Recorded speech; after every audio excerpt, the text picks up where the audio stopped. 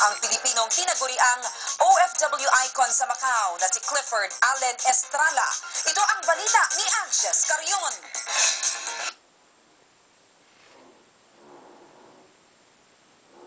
Handa ngayon ang Pilipinong gumagawa ng pangalan sa bansang Macau na si Clifford Allen Estrala.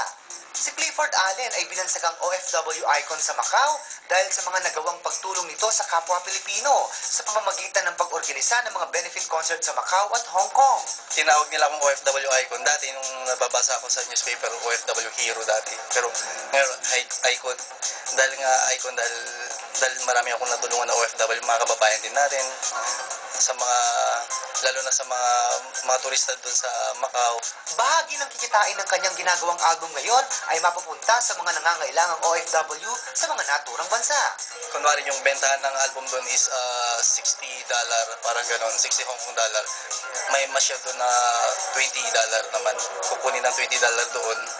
Tapos, yun po yung ibibigay sa mga kababayan natin, sa mga pang-charity. Si Clifford Allen Estrala ay isang balladeer na nadiskubre sa isang konsyerto ng singing champion na si Eric Santos. Anges Carion para sa UNTV News Worldwide at ito ang balita.